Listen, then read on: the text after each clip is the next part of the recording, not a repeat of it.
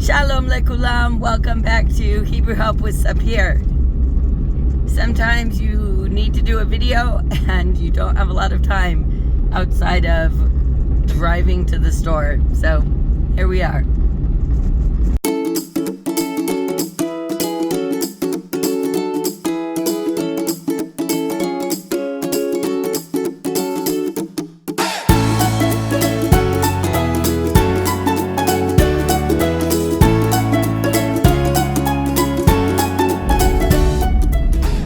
Often when we're learning a language, we hear the words first person, second person, and third person. And these can be very important to understand, partly because a lot of times teachers will make like a quick little chart and use it as a shorthand for these various types of people.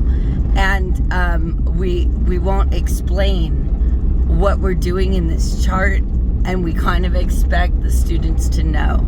So I'm going to explain what we mean by first person, second person, and third person, and show you how these charts work in English and in Hebrew.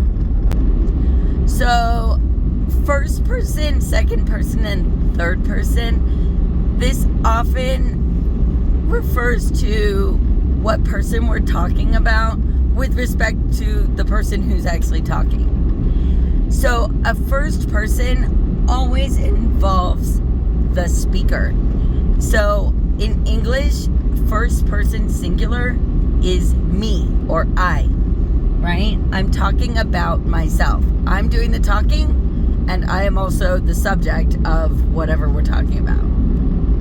So when I say I, that's because I know that I'm talking about myself.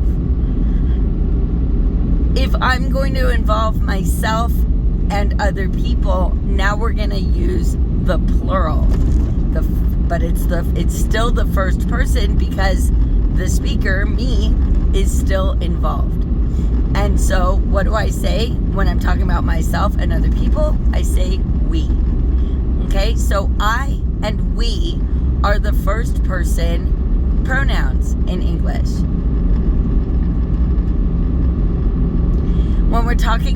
Whenever we talk about second person, that is the listener. So if I'm talking about somebody and I'm referencing them, what do I say about them, to them? I say you, right? And so you is the second person pronoun. Now in English, we don't have a difference between you singular and you plural, right? In some dialects we do. Of course, in the South, they'll usually say y'all. So, but in standard English, you works for a singular you and a plural you. If the speaker is involved, it's always going to be first person. If the speaker is not involved, but the listener is involved, then it's second person. And if we are talking about anybody else that's not the speaker and not the listener, that's going to be third person. Now, so when we make a chart like this, we always put first person at the top, second person in the middle, and third person on the bottom. If it's a left to right language, we usually put singular on the left and plural on the right. Hebrew being a right to left language, we usually put singular on the right and plural on the left. And the number of pronouns or actual forms that fit in these boxes is going to actually change by language. The general idea of first, second, and third person is pretty universal, but that doesn't necessarily mean that we all have the exact same pronouns. Here are the English subject pronouns. So we've got, on the left side, we have I, you, he, she, and it. So on the right side, on the plural side, we have we, you, and they. And so in Hebrew, we're going to have, in the top right corner, we're going to have ani, because that's I, the I person, me. In this second box, we're going to have two different words. We're going to have ata and at. And that's because the word for you is different, depending on whether you're talking to a male person or a female person. And then in the third box, we're going to have who and he. Now remember, in English, we had three people. We had three pronouns in this box. We had he, she, and it. And in Hebrew, there is not a word for it, because it very often refers to a noun, which is either masculine or feminine.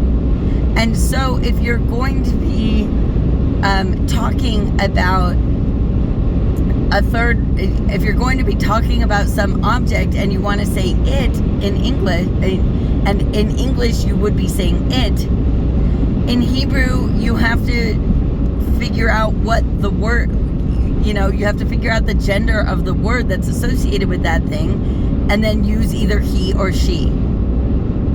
And then on the plural side, you're going to have, for the we form, we're going to have anachnu. And for you, in the second box, we're going to have atem and aten. Atem is for, so it can be an entire group of men or boys, or it can be a whole group but at least one boy. So a mixed group where there's at least one male person is going to be atem. And then aten is just an all-female group, but still meaning you ladies. And then the third person box, we're going to have hem and hen. Hem, again, this is now third person. This means they. And this is, hem is for a group of all males or a mixed group. And hen is only for a group of all females. So this is a really common chart to see when you're learning a language. Because what we end up doing is we end up showing you, if now I need to show you a bunch of verb forms or a bunch of other types of pronouns, or I'm trying to show you the endings for a specific preposition, I might show you a chart like this. And so it's really a good idea to get familiar with a chart like this, and to get familiar with the idea of first person, second person, and third person. Okay? So I hope I haven't over-explained. I know sometimes grammatical points can be really confusing, and it might be hard to remember who's who. But just remember, who's number one? We always say, I'm looking out for number one. Who's number one? Me. And number two is going to be you. And number three is everybody else in the world. I hope you understand now and will remember who first person, second person, and third person is. And I hope this will help you remember what a chart like this means, so that this can help you learn not only Hebrew, but if you learn any other language, knowing a chart like this will really, really help you. All right, lehitraot bapa'am aba'ah. See you next time.